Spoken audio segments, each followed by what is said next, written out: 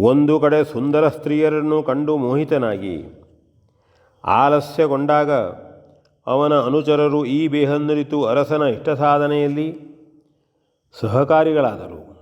ಅಂತೆಯೇ ರಾವಣನ ಈ ಚಟವು ಅವನ ದಿಗ್ವಿಜಯದೊಂದಿಗೆ ಪ್ರಬಲಿಸಿತು. ಸೋತ ರಾಜ್ಯದ ಸುಂದರಿಯರನ್ನು ಹಿಡಿದು ತರಿಸಿ ಸುಖಿತತೊಡಗಿದನು. ಒಮ್ಮೆ ಹೃದಯ ದೌರ್ಬಲ್ಯದಿಂದ ಇಂತಹ ಕೃತ್ಯದಲ್ಲಿ ಅನುರಕ್ತನಾದರೆ ಮತ್ತದನ್ನು ಮೀರುವುದು ಅಶಕ್ಯವೇ ಸರಿ. ಕೆರಳಿದ್ದ ಕಾಮಲಾಲಸೆಯು ಅದರ ಪೂರೈಕೆಯಿಂದ ಮತ್ತಷ್ಟು ವೃದ್ಧಿಗೊಳ್ಳುತ್ತಿತ್ತು.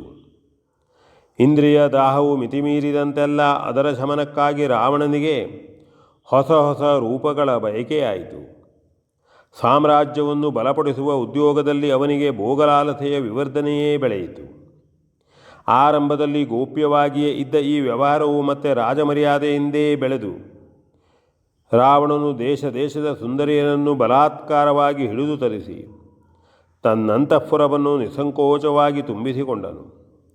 ಸಮರ್ಥನಾದ ಸಾರ್ವಭೌಮನಿಗೆ ಇದೇ ಅತಿಶಯವಾದ ಭೂಷಣವೆಂದು ಅವನು ಮನಗಂಡಿದ್ದನು. ಹೀಗೆ ಲಂಕೆಯ ಸಾರ್ವಭೌಮನಾದ ರಾವಣನು ದಿಗ್ವಿಜಯದ ಯಶಸ್ಸಿನ ಲಾಂಛನವಾಗಿ ಕೀರ್ತಿ ಕಾಮಿನಿಯರೊಂದಿಗೆ ಬಂದು ಬಹುವರ್ಷಗಳ ಮೇಲೆ ರಾಜಧಾನಿಯನ್ನು ಹೊಕ್ಕನು. ಅಣ್ಣನ ದುಶ್ಚಟವನ್ನು ಕಂಡು ವಿಭೀಷಣನು ಬಹುವಾಗಿ ಮರುಗಿದನು.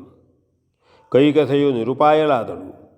ಮಂಡೋದರಿಯು ಪತಿಪರಾಯಣೆಯಾದುದರಿಂದ ಅವನ ಇಷ್ಟಕ್ಕೆ ವಿರೋಧವನ್ನು ವ್ಯಕ್ತಪಡಿಸಲಿಲ್ಲ.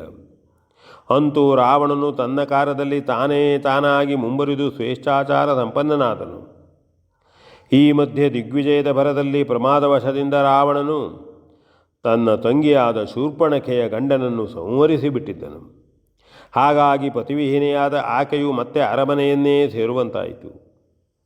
ಮಗಳ ದುಸ್ಥಿತಿಗಾಗಿ ಕೈಕಸೆಯು ಮರುಗಿದರೆ ಸ್ವಯಂ ರಾವಣನು ತಪ್ಪನ್ನೊಪ್ಪಿಕೊಂಡು ಕಣ್ಣೀರು ಸುರಿಸಿದನು.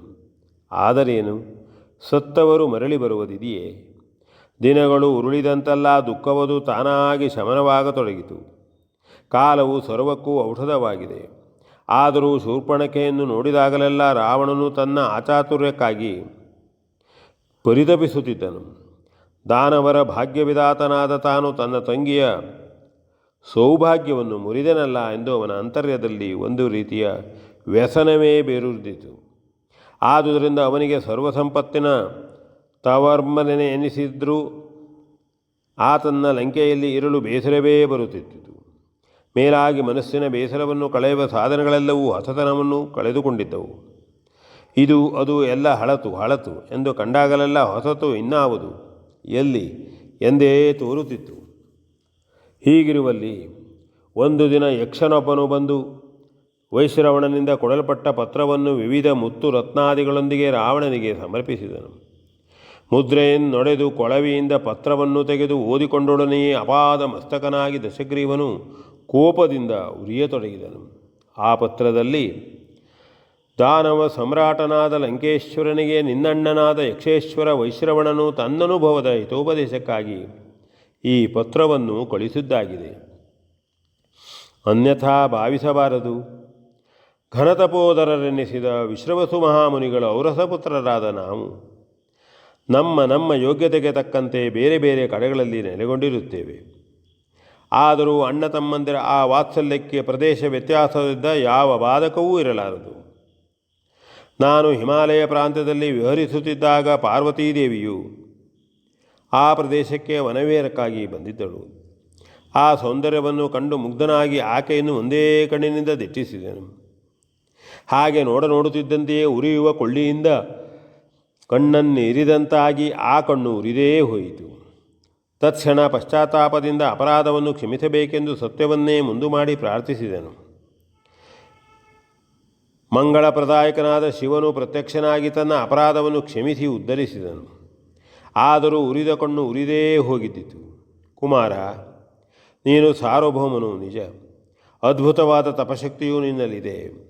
ಮೇಲಾಗಿ ಅಸಹಾಯ ಶೂರನು, ಹಾಗೆಯೇ ಸಾಹಸಿಯು, ಶಿವನ ಪೂರ್ಣಾನುಗ್ರಹಕ್ಕೆ ಪಾತ್ರನಾದವನು, ದಿಗ್ವಿಜಯದ ಮೂಲಕ ದೇಶಗಳನ್ನೆಲ್ಲ ಗೆದ್ದವನು.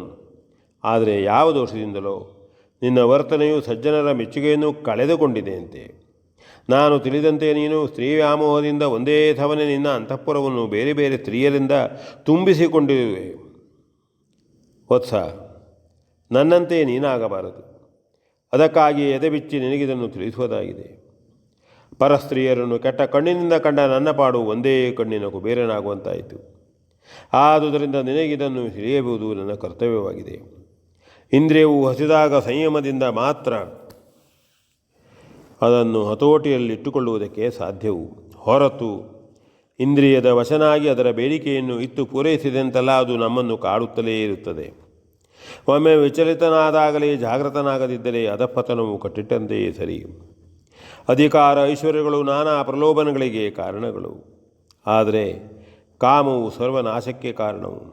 ಆದುದರಿಂದ ಮುನಿಪುತ್ರನಾದ ನೀನೂ ನಿನ್ನನ್ನು ಚೆನ್ನಾಗಿ ಅರಿತುಕೊಂಡು ಭಗವದನುಗ್ರಹದಿಂದ ಪ್ರಾಪ್ತವಾದ ಸಾಮ್ರಾಜ್ಯವನ್ನು ಚಿರಕಾಲ ಸಂತೋಷದಿಂದ ಆಳಿ ಕೀರ್ತಿಭಾಜನನಾಗು. ಇದೇ ನಿನ್ನ ಅಣ್ಣನ ಆಶಯವು ಎಂದು ಬರೆಯಲ್ಪಟ್ಟಿತ್ತು. P N Bhagwat ಪರ್ಬಳ್ಳಿ.